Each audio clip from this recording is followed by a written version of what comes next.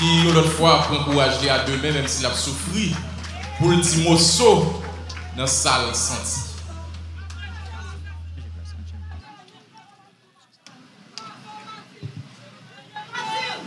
Merci, assez.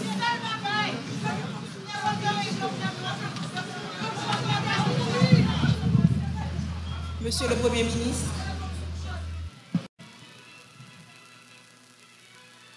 Mesdames, Messieurs les représentants des pays amis,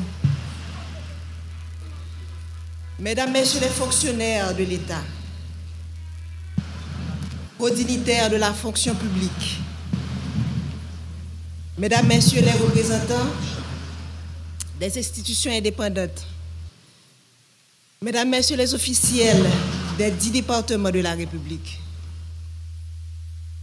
Mesdames, Messieurs les représentants des collectivités territoriales, Mesdames, Messieurs les représentants du secteur privé des affaires, Mesdames, Messieurs les représentants des organisations de la société civile, Mesdames, Messieurs les représentants de la diaspora, Frère Maxime dans tout le pays.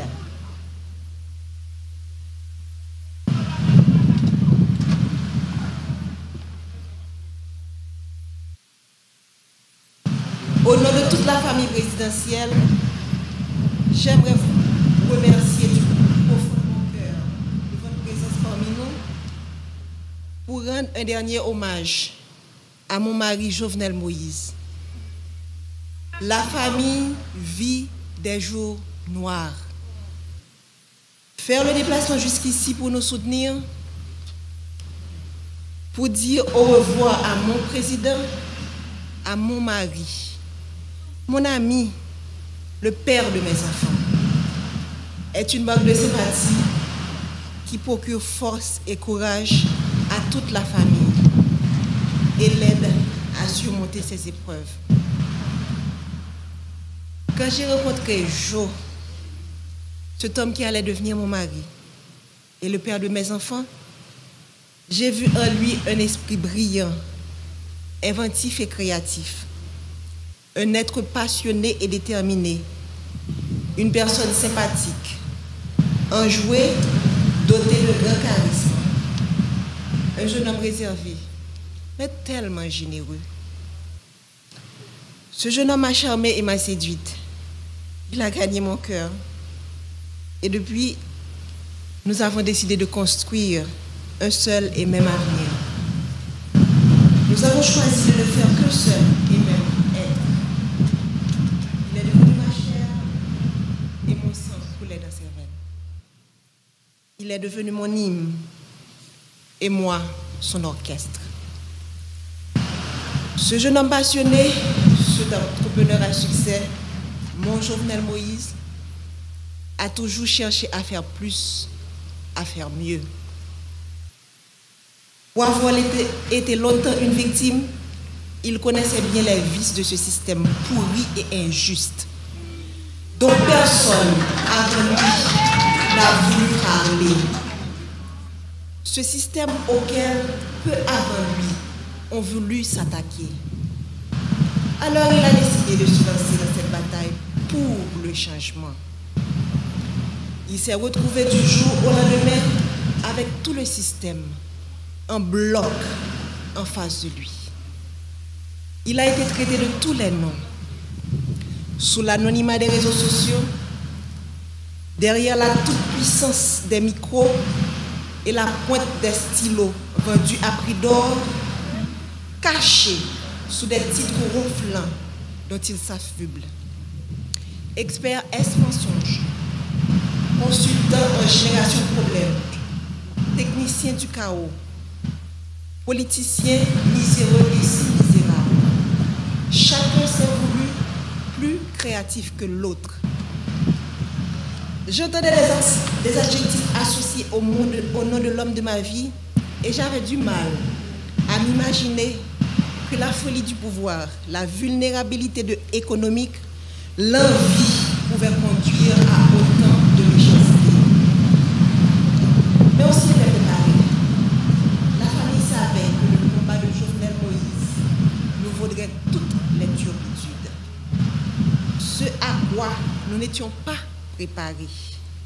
Ce à quoi je n'étais pas préparé, c'est de me tenir debout aujourd'hui pour prononcer l'éloge funèbre de mon mari. C'est de me réveiller un matin et de ne pas avoir jour à notre rituel matinal. Comment accepter de ne plus entendre ta voix, tes rires, de ne plus te toucher, de ne plus entrelacer nos doigts au tien? Comment t'imaginer partir quelque part sans moi, sans des enfants? C'est un cauchemar dont je n'arrive pas encore à me réveiller. C'est une situation à laquelle tu ne nous avais pas préparés. Ta femme, tes enfants, tes petits-enfants, tes frères et sœurs, tes neveux et nièces, cousins et cousines, tes amis, tes collaborateurs, ton peuple. Nous sommes là ce matin à faire quoi? Te rendre le dernier hommage? Faire ton deuil? Nous ne sommes pas préparés à cela. Je me souviens encore de toi me disant que tu veux partir les mains propres et pures. Mais tu ne pensais pas partir sans avoir pu faire tes adieux.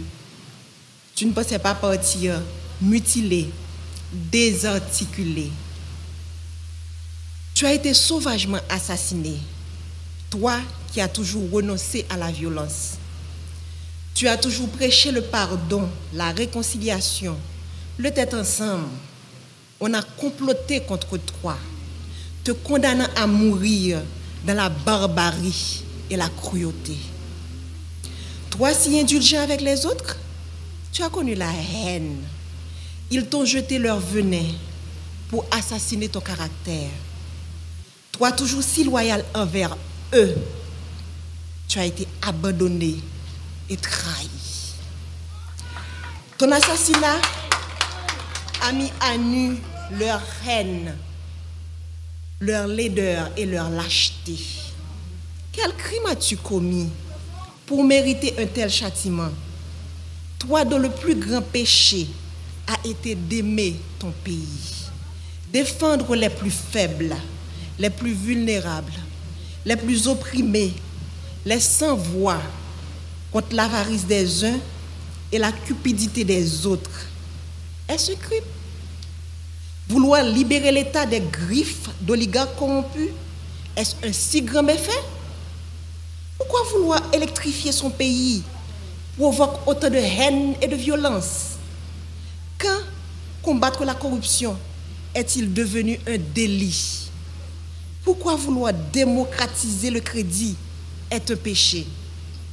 Comment lutter pour l'égalité des chances d'accéder à la fonction publique est devenu condamnable? Sœurs et frères, haïtiennes, haïtiens, si vous croisez les bras, regardez les bourreaux, le sang ne cessera de couler. Aujourd'hui, c'est Jovenel Moïse. Demain, ce sera elle, ce sera lui, ce sera moi, ce sera nous. Les rapaces courent encore les rues. Leurs griffes et leurs crocs ensanglantés sont encore à la recherche de proie. Ils ne se cachent même pas. Ils sont là à nous regarder, à nous écouter, espérant nous faire peur. Leur soif de sang ne s'est pas encore étanchée. Mais Jovenel nous a montré le chemin.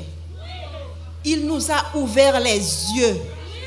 Alors, ne laissez pas se verser en vain le sang de notre président. Crions justice! Crions justice! Crions justice! Nous ne voulons ni vengeance, ni violence. La violence amène la violence, répétait souvent le Jovenel Moïse, le président. Nous ne céderons pas non plus à la peur. La peur engendre la peur, disait-il toujours. Nous allons les regarder droit dans les yeux, comme Jovenel Moïse les aurait fixés. Et nous allons leur dire, c'est assez. Jovenel, mon amour, mon compagnon, mon ami, mon autre moi, que vais-je devenir sans toi? Comment me résoudre à vivre sans toi? Ces pleurs qui inondent mon cœur, ces larmes dans lesquelles mon âme se noie, quand viendras-tu les sécher? Je ne peux pas te faire mes adieux, alors je te dis au revoir, Jo. Pars avec tout l'amour que je te porte. Les valeurs que tu as inculquées à tes enfants, à moi, à la jeunesse de ton pays, continueront d'exister de génération en génération. Pars en paix, mon cœur. Pars avec le sentiment du devoir accompli.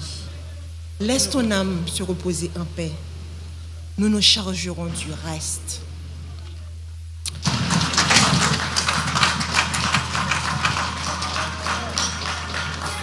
Accent haïtien qui vivent dans 4 coins pays, dans la diaspora, nous-mêmes qui venons supporter la famille dans un moment difficile, nous disons merci en pile. Présence sous nous force et courage pour nous kembe.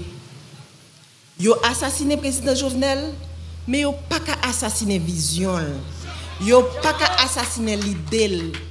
Yo pas qu'à assassiner rêve li gagné pour pays. Nous perdons une bataille, mais nous pas perdu la guerre.